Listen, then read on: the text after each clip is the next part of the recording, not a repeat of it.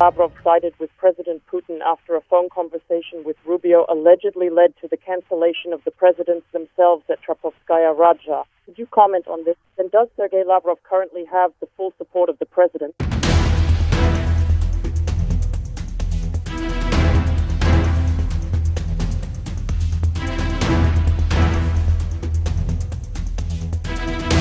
There is nothing true in these reports. Lavrov is working as the Minister of Foreign Affairs, of course.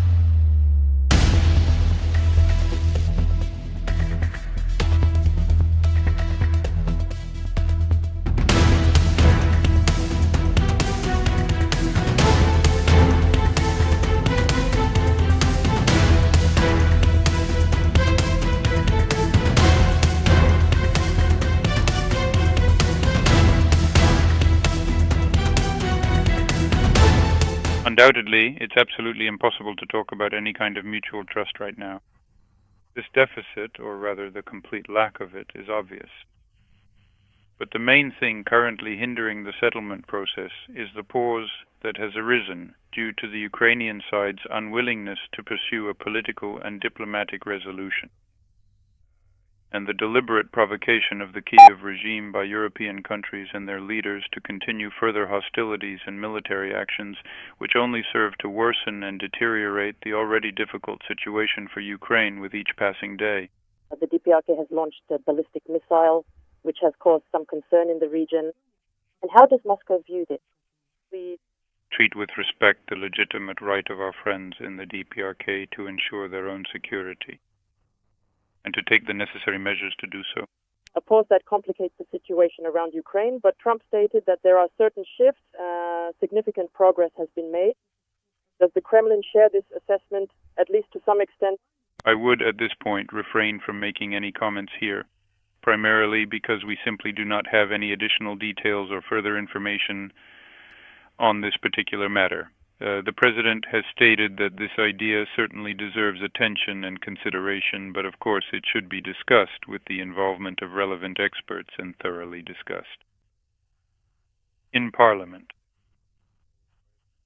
But overall, of course, in the President's opinion, this idea deserves attention. Hungarian Prime Minister Viktor Orbán made it clear what he expects from the Budapest summit.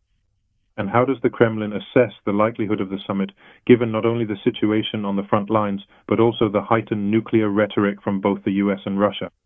Do you think it's possible that the summit will take place before the end of this year? It's hardly possible to try to make any predictions, and any forecasts are likely to be unfounded. We believe that at a certain stage the summit will undoubtedly be in demand by both sides, but such a summit must be preceded by very intense, meticulous, expert-level work. And in this regard, our American colleagues are absolutely on the same page with us. They agree with us on this point. You heard Mr. Witkov's recent statement. He announced the refusal of the deal to purchase foreign assets by Lukoil due to pressure from the US.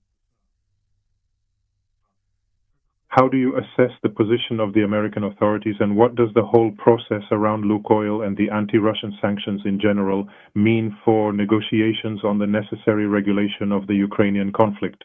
These are completely different dimensions. We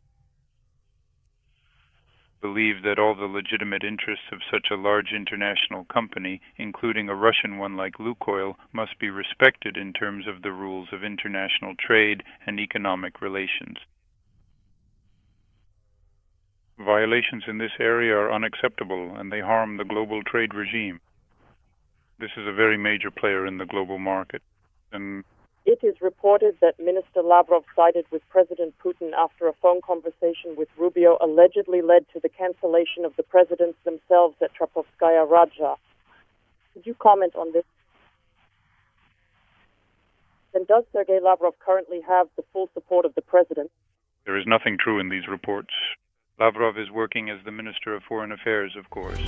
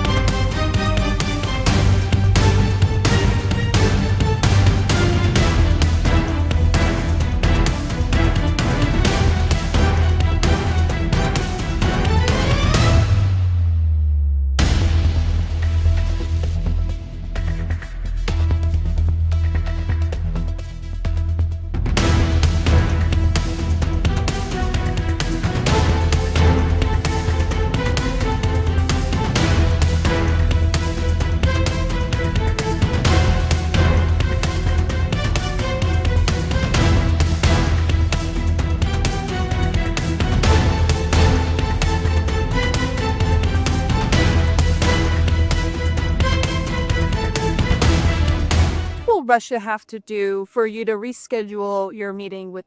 I'm going to have to know that we're going to make a deal. I'm not going to be wasting my time. I've always had a great relationship with Vladimir Putin, but this has been very disappointing. I thought this would have gone long before peace in the Middle East. I mean, we have Azerbaijan and Armenia. That was very tough. In fact, Putin told me on the phone, he said, boy, that was amazing because everybody tried to get that done and they couldn't. I got it done.